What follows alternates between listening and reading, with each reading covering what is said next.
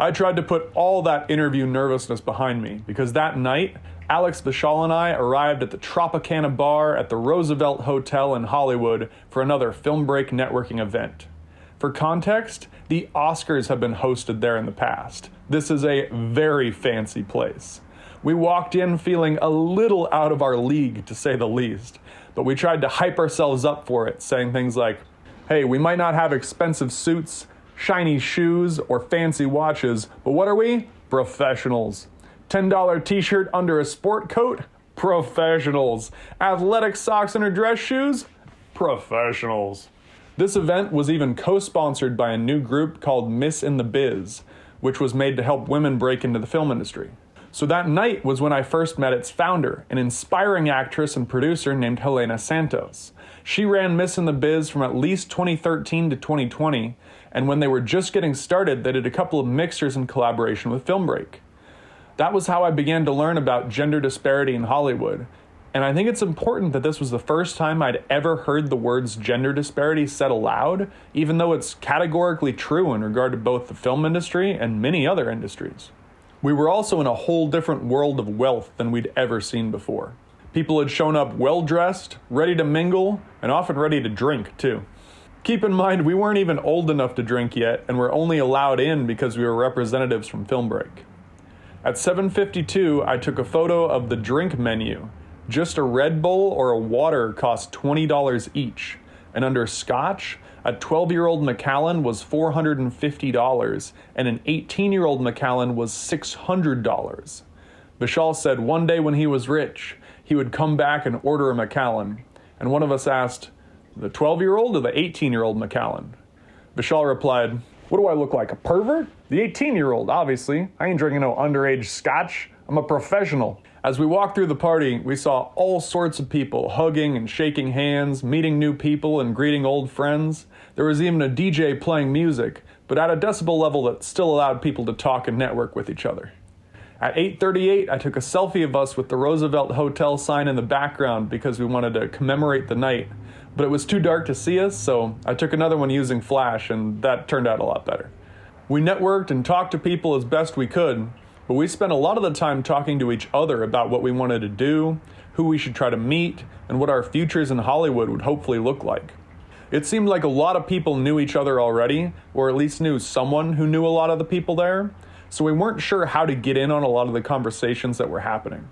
Sometimes Taylor McPartland or Alex Kánish would introduce us to someone as their new Film Break representatives, and that made it easy to join a conversation and branch off, so we were grateful whenever that happened. I think that's also the night we met a man passionate about bringing private market investing to individuals beyond Wall Street, Darren Marble. He was one of Film Break's main investors and is now the CEO of the financial tech company Issuance, an executive producer on an interactive investment series called Going Public, and a co-founder of an online platform and apparel brand named Yellow that celebrates sobriety. As a person who also doesn't drink and wasn't Wall Street wealthy, he definitely had my respect.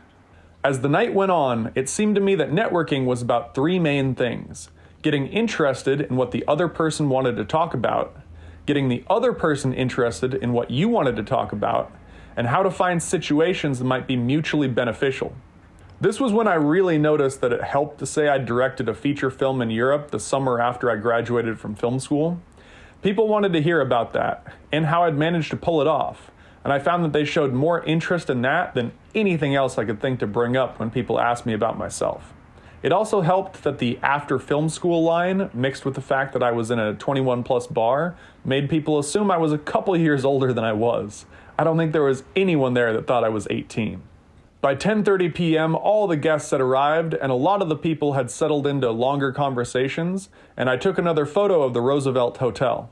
But later in the night, I would have my first experience of a drunk woman in the industry trying to speak with me, probably somewhere between networking and flirting, and I had no idea what to do. I essentially ended up walking away after mumbling some half excuse, but she'd been adamant about taking a picture together first. So this woman, Vishal, and I had all gotten a photo together for some reason. I still had no idea how to interact with really drunk people. In some ways, it reminded me of interacting with toddlers. Communication was difficult, so I just tried to avoid them altogether. We left the mixer sometime after 11 p.m., and Alex, Vishal, and I ended the night with what became a Hollywood tradition for us. We ate at Juicy Burger. It was my favorite burger place because I'd never seen anywhere that let you write your order on a piece of paper and hand it to them. It was also super convenient because I'm sure a lot of people would have struggled to remember everything otherwise. I could even specify how I liked the meat cooked, and for the first time since San Sebastian, I had found a burger place that would fry an egg and put it on top of the patty. So I ordered a double patty burger, medium rare with cheese and egg, lettuce, tomatoes, pickles, grilled onions, sriracha ketchup, and I got fries and a drink.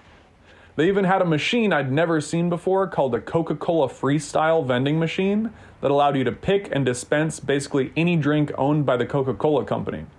I'd never seen or heard of one of those before, so it felt like I was stepping into the future, and I didn't realize just how many different types of drinks Coca-Cola owns. I don't like carbonated beverages though, so I got blue Powerade instead. When the food arrived at 11:45 p.m., everything was delicious. I feel very thankful that I had such an amazing introduction to Hollywood because of Alex, Vishal, and Film Break. Not many people get that lucky. Alex Hackworth drove us back to Whittier College after that, and we didn't make it back until well after midnight. Fun fact, Snow Day and Penntronic 2013 were both on May 3rd, 2 days after that mixer. Some of my friends and I went to Snow Day in the Upper Quad, not to be confused with the fresh powder incident from the previous episode. For this event, the school had put a huge mass of shaved ice, or snow, in a square on the grass and put some caution tape around it. I got in this snow with Nick Stanton and Amy Lee Hoffine, both of whom you might recognize from previous episodes, and obviously we started a snowball fight, trying not to slip in the snow as it turned to ice under our feet. It wasn't just a snowball fight with each other though. We all took shots at people outside of the caution tape who were either too cold to get in or were people we knew that just happened to be walking by.